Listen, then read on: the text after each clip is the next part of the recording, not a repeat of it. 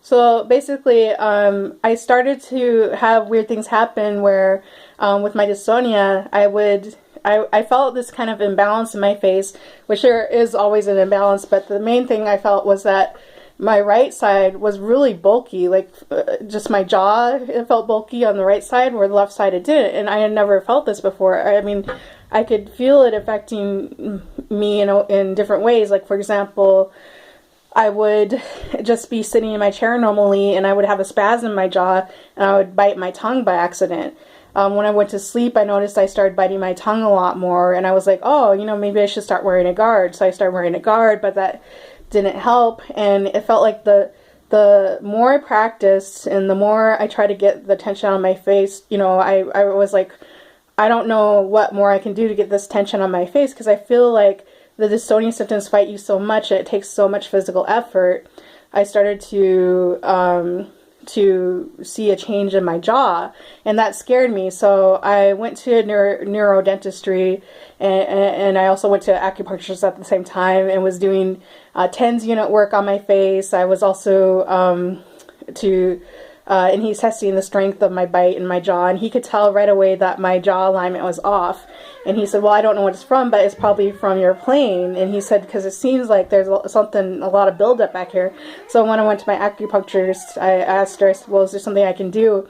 She happened to have an assistant that could do myofascial release, and then she immediately was like, I've worked with so many people that have had Bell's palsy. I've actually worked with a couple of musicians that have TMJ. She's like, I was in a car accident and had to recover my facial ability. So she actually specialized in helping people who had facial trauma, and she used myofascial release to help them. My sister's practicing right now, so don't mind. But anyways, when I went to her, she immediately could tell the imbalance in my face, and she said, yeah, she said, I can feel with my thumb, and her thumb was in my mouth, and she said, I can feel the tissue built up back here in your jaw joint. She's like, even just on the outside, she's like, I can tell. She said, so I know if I break it up, you're going to see some improvements. And she was right. It was miraculous, because as the months went on, and I did myofascial sessions twice a week for a year, and the more it went on as I was doing this, I started to see my jaw level out. I stopped biting my tongue in my sleep.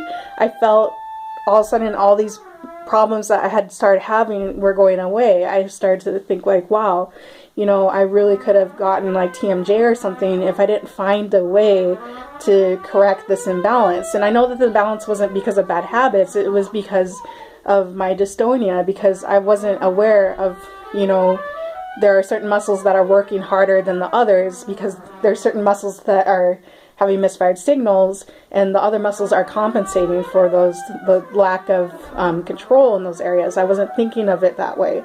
But that's basically what happened. And so I realized then and there that I needed to constantly address this tension, like Alex was saying. It's a lot of like pacing yourself and trying to figure out like how long can I play without, the tendonitis flaring up? How long can I play without my jaw becoming, affected in that way? So it's difficult, because it takes a lot of physical endurance to rehabilitate, and a lot of like just being aware of your body. And I know somebody was talking in the